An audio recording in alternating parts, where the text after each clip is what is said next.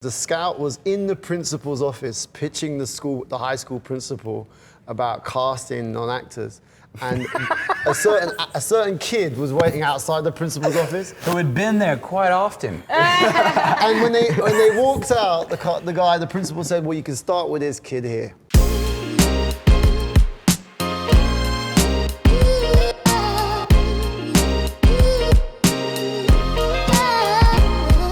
It came to me actually as an article a year and a half prior to me coming on board. I read the article.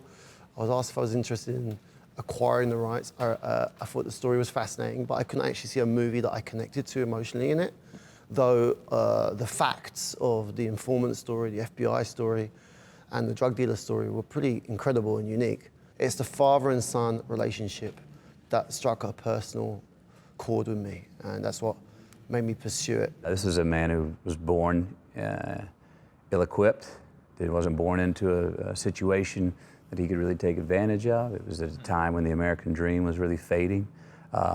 His relationship with his own father, and then, you know, ill-educated, ill-equipped, heart was in the right place, couldn't toe the line. This was more of understanding this kind of father for me. Fathers that I know fathers that do all they can to be best friends with their kids. And it usually does not end up being a recipe for being a good parent. And then also single parent homes.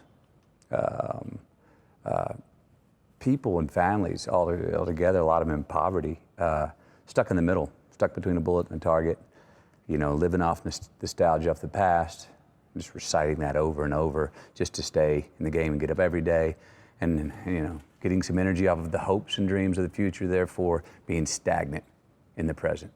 And just hoping that maybe we'll get lucky. And if we keep saying we're gonna make it, if we keep saying we're lions, it'll happen. Everybody's broken up. You know, you have the Curry family, you have the Hershey family, you have even the FBI agents. You know, these three storylines, and all three of them are survivalists. You know, Richie, of course, moving throughout. And the ecosystem we're in makes us behave a certain way. Mm-hmm. And it's a tough ecosystem. And in that tough ecosystem, we do tough things. I was very excited because I knew it was going to be a wild ride. I knew it was going to be brand new for this young man, Richie Merritt, every day. I knew that I needed to get to Richie Merritt in here every take fresh.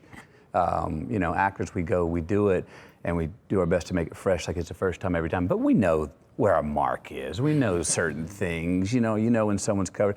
This was, we knew we weren't gonna have any of that with Richie. So as much as we could, you know, for me, as playing your father, it was, and for Jan as well, I believe, it was between giving you a hug of support and giving you a swift kick in the backside. Richie would never get bored, and he'd always be enjoying every moment of it, so it brought that kind of like, just that fresh, just exciting attitude to the whole thing. You don't want to act with a cat, you know, don't want to act with a baby. You know what I'm saying? It's like, they're gonna ground you. It's gonna be like, this cat is real, this baby is real. You know what I'm saying? And Richie was there, and he was real. You know what I'm saying? He's not a baby or a cat, he's a young man. But he brought a certain amount of, a cat baby young man actor, who brought a certain amount of, for lack of a better term, like danger to it.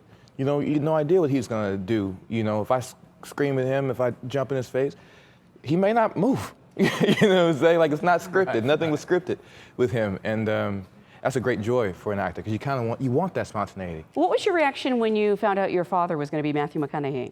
Did you even know who I was? Honestly, I really didn't until I searched him up. Like, I really, like, the only movie I really seen by him was the Gold movie. Like, that was like for real. But like, as soon as I met him, like, it was like I knew him, but I didn't know where from, because like, I'll never forget the phone call. It was just a blankness at the end of the call. It was like, you can come and do a test screening with Matthew McConaughey. He's like, all right. All right, I was just so chill with it. Do you know who Matthew is? He's like, no. So we went bowling.